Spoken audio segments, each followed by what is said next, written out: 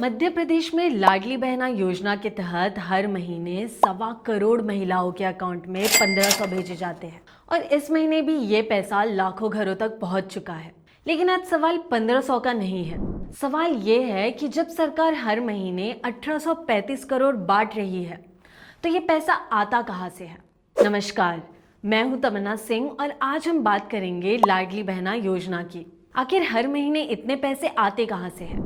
क्या सरकार नए नोट छाप देती है या फिर इसके पीछे कोई और कहानी है? चलिए समझते हैं। 2023 में ये योजना शुरू हुई थी। पहले महिलाओं को 1000 रुपए मिलते थे, फिर धीरे धीरे 1250 हुए और अब 1500 मिलते हैं। सबसे खास बात, ये पैसा सीधे बैंक अकाउंट में आता है। बीच में कोई एजेंट नहीं, कोई चेक नहीं और कोई दफ्तर का चक्कर नहीं।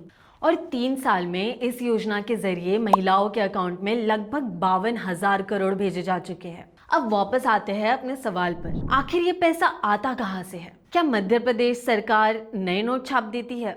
नहीं, स्टेट सरकारों के पास नोट छापने का अधिकार नहीं होता। तो फिर कहां से आता है? समझो, जब आप बाजार से कोई सामान खरीदते हो तो उस पर जीएसटी देते हो, जब पेट्रोल भरवाते हो तो टैक्स देते हो, जब कोई घर या जमीन खरीदते हो तो रजिस्ट्रेशन और स्टैम्प ड्यूटी देते हो। ये पैसा सरकार के पास जाता है।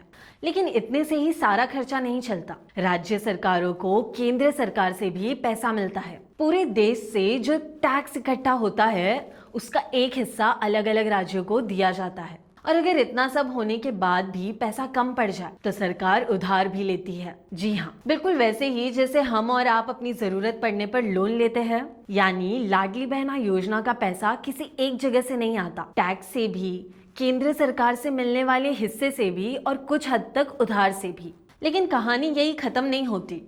हर साल इस योजना पर खर्च बढ़ते जा रहा है। ये देश की सबसे बड़ी कैश ट्रांसफर योजनाओं में से एक है और हर साल इस पर हजारों करोड़ों रुपए खर्च किए जाते हैं। और इसी वजह से कई जगह बड़ी बहस भी होती है। एक तरफ लोग कहते हैं सीधा पैसा मिलने से घर का खर्च संभालने में मदद मिलती है, महिलाओं के पास अपना पैसा आता है और वो पैसा बाजार में भी घूमता ही है। लेकिन दूसरी तरफ एक सवाल भी उठता है, जब इतना पैसा इस तरह की योजनाओं पर खर्च हो रहा है तो स्कूल, सड़क और हॉस्पिटल के लिए कितना पैसा बचेगा? इस सवाल का जवाब आसान नहीं है। लेकिन एक बात पक्की है, जब फोन पर 1500 रुपए क्रेडिट होने का मैसेज आता है उसके पीछे टैक्स का पैसा और पूरी सरकारी अर्थव्यवस्था काम कर रही होती है। अगर आप भी लाडली बहना योजना की लाभार्थी है तो कमेंट करके बताइए कि इस महीने आपके अकाउंट में 1500 रुपए आए या नहीं।